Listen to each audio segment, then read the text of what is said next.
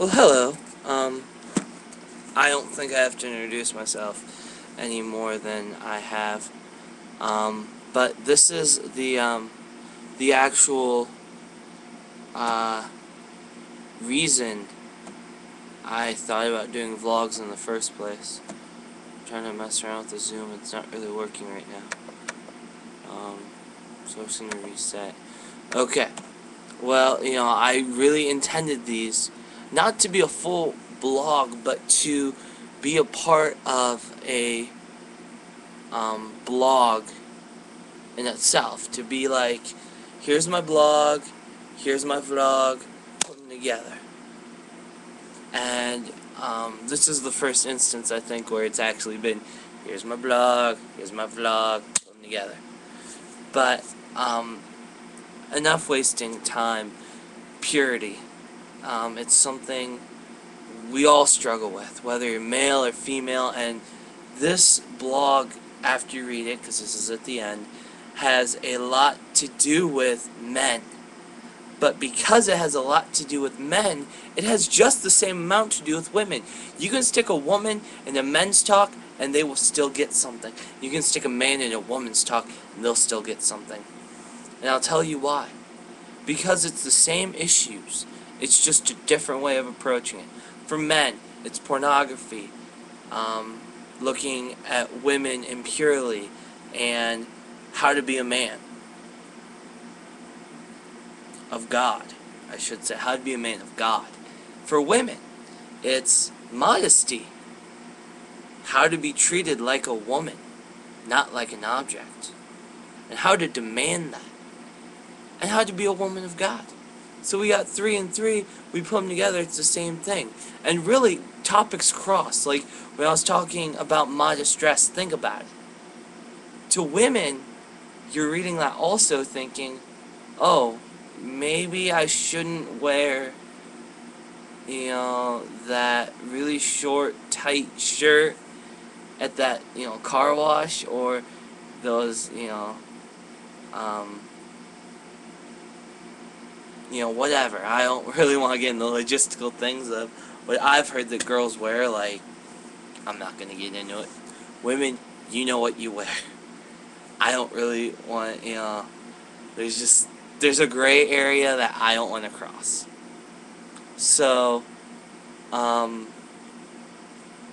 you're wearing all these things, and as men, we find it attractive. God made us that way, believe it or not. Because Satan can't create or destroy, so God made us in a way that looks good. The shorts look good. It's easy access, or whatever you think. And no matter if you're 12 first going through puberty, or 11, or however old it is, I think I might have been like 10, or, you're 8 years old, that still looks good.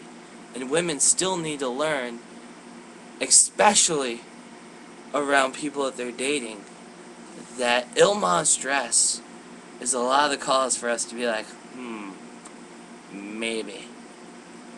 And then maybe turns into yes. I remember when Michelle and I were really, and it's still an ongoing struggle because we're dating, but when we were really struggling with that, my junior year, on Mondays especially, because that was the day that she'd come over and we'd go in our little back bedroom oasis and have, the Indians game on because they were playing great that year, and she would be doing her homework, I'd be doing my homework, we'd get done, and we would we never have had sex. I want to clear that up. We've never had sex. But we've gone places a dating couple shouldn't go. And I don't think it's any big surprise. Because that's what happens, especially in this world. And, it's not 1950 anymore. But, lately we haven't been struggling. Which is good. It's a really good thing. Because it might feel good, but that's the enemy being like, come on, I know you want some more. And for me, it's just sort of, oh, that's how it works, okay. It's just sort of, the men's talk always seems like a broken record anymore. And Chris Padgett, I think, said it best, He gave us these chastity cards. Well, we got them the day before. He said, I want you to really pray, if you haven't signed those yet. Pray upon it. Am I willing to make the commitment? He has an inspiring story. And my story is getting more inspiring every day. But he became from a person of anger. I was yelling at do this. I need to stop doing them so late. But from a person of anger to a person of a joy. And he and his wife, Linda, are, I guess you could say, a lot like Michelle and I.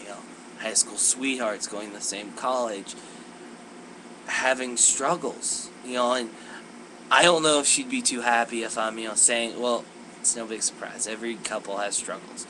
But I don't, I'm not going into detail, that's that other gray line area that I don't really want to talk about. But, they were having struggles. And, one day they said enough is enough. When I came back from Steubenville,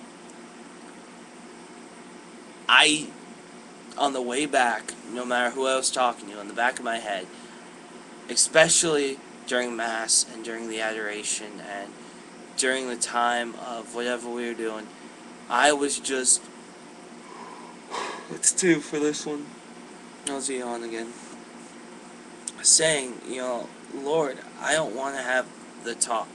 And I'll tell you what the talk usually consists of. This is usually what any dating couple's talk consists of, that wants to try to be pure. Well, I don't think we should be doing that stuff anymore. Oh, I agree. If I had sock puppets, this would be a lot cooler. Do I have sock puppets? I might. Hold on. I will be right back. This is probably the first time and last time I'm ever leaving. But I'll be right back.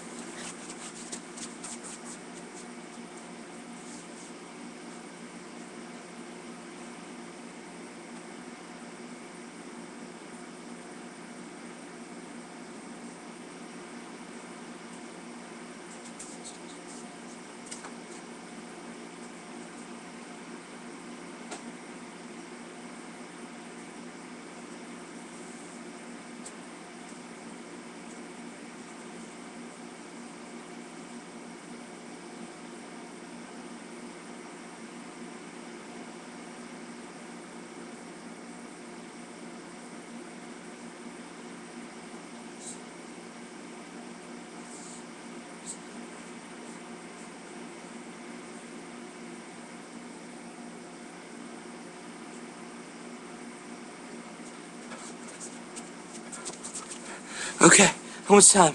Oh, I got like 2 minutes. This is gonna be hard now. Okay. The guy will be on my left hand. The girl will be on my right hand. Okay. Let's give her a quick eyes. Some long hair. This might be part 2. I didn't really want to have part 2, but we might have one now.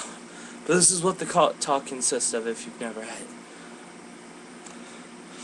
I need to zoom out. What the heck is my mouse doing? Goes something like this. Babe, we don't need that stuff anymore. I agree. I think we need to take a break from that. Okay. I know we don't need it. It's not what God intended. I know. It goes on, and, that's the short version. With 30 seconds to go, I can't go on the long version. Nor do I really want to.